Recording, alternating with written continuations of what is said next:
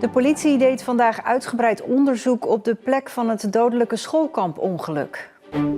Dat gebeurde met de auto waar de verdachte in reed die bewuste dag. Ook mochten de nabestaanden en slachtoffers die auto komen bekijken. En verder in deze uitzending. 1,5 uur vast in een lichtmast. En hoe je je gras weer groen krijgt.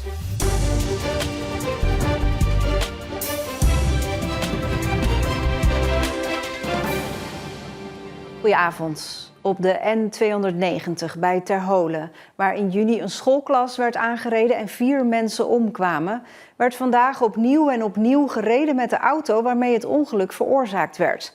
De politie wil daarmee de resultaten van eerdere onderzoeken controleren. We zijn vandaag een validatieonderzoek aan het doen naar aanleiding van het ongeval in Vogelwaarde op 11 juni, jongsleden.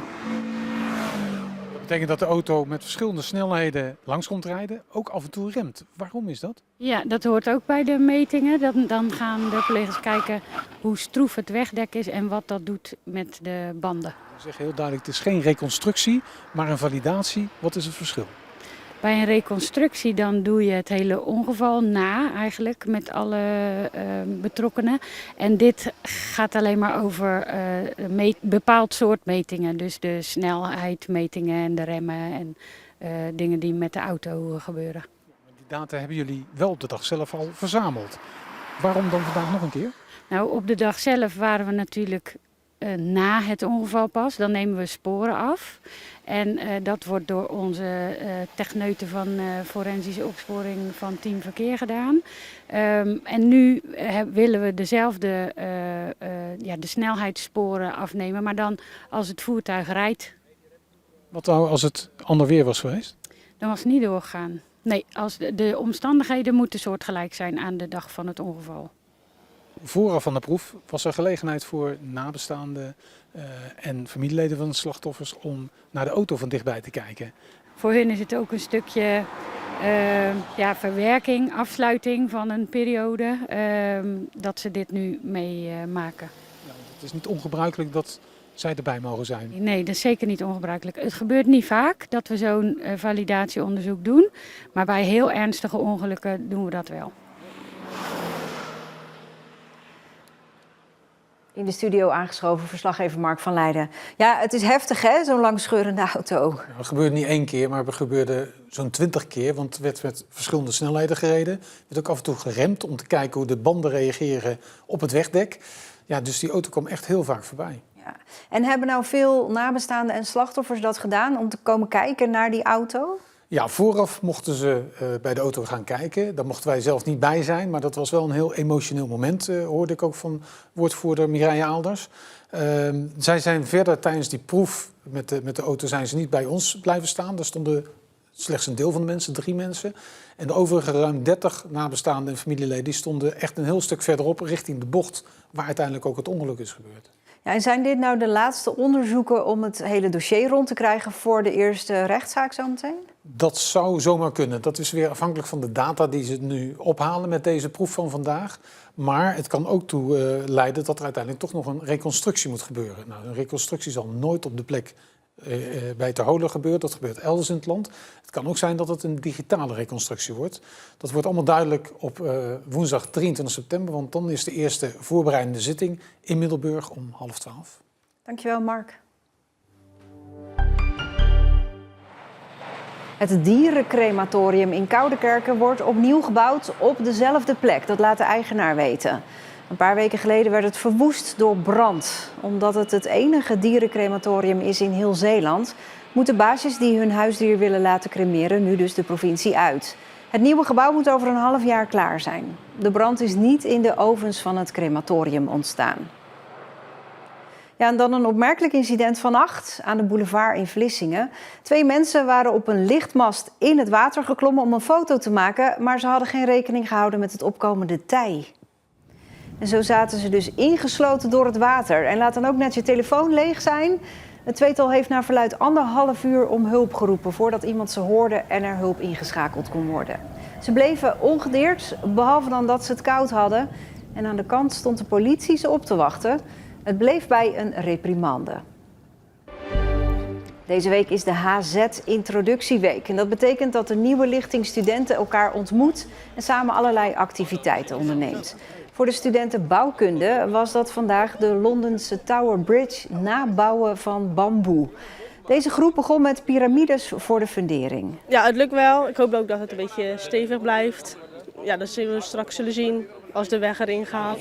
Een andere groep begon andersom, maar kwam daar snel van terug. Wij zijn eigenlijk eerst begonnen met kubus te maken en toen kwamen we erachter dat we beter die piramides als onderconstructie konden doen.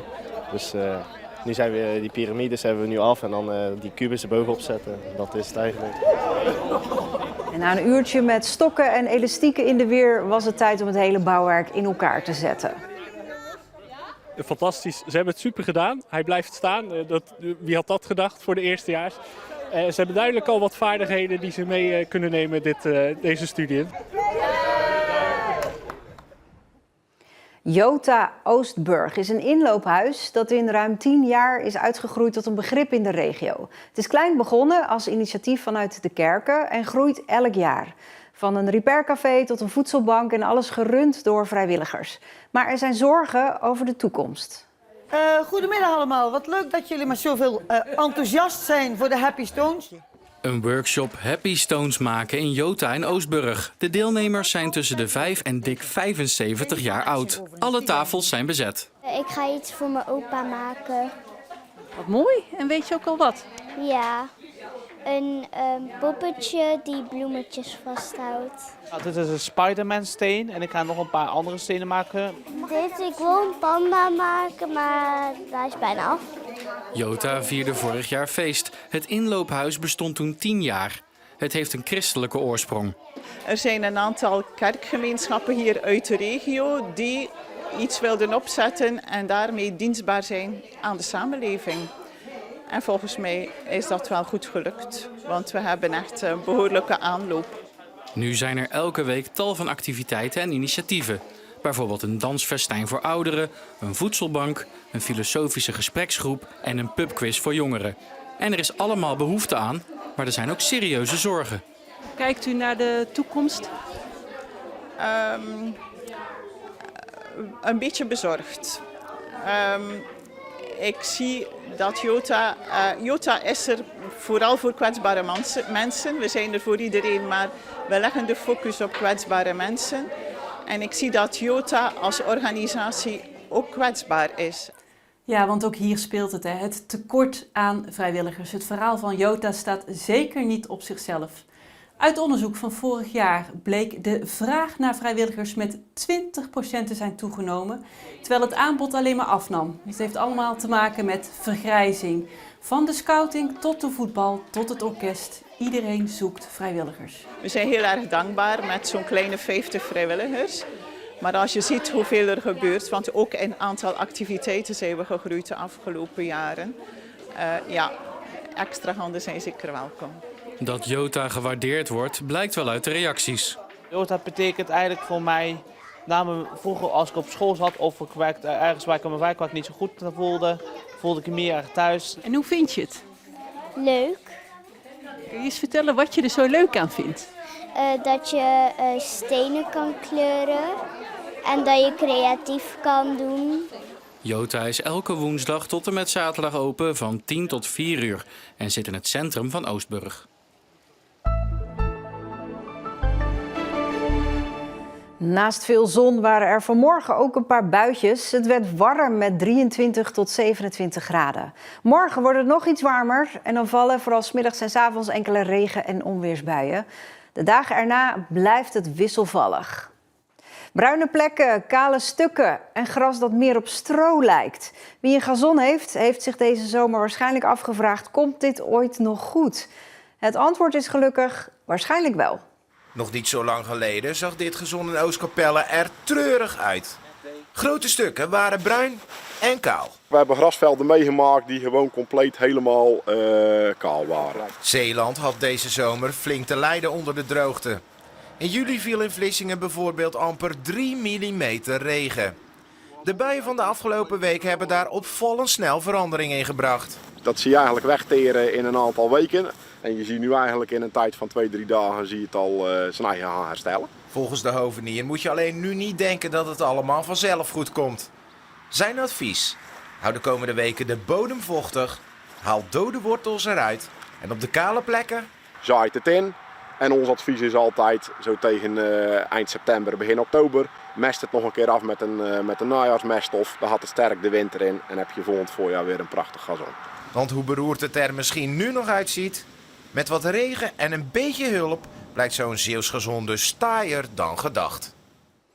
Ja, net als de Zeeuwen zelf. Dit was Zeeland Nu. Een hele fijne avond.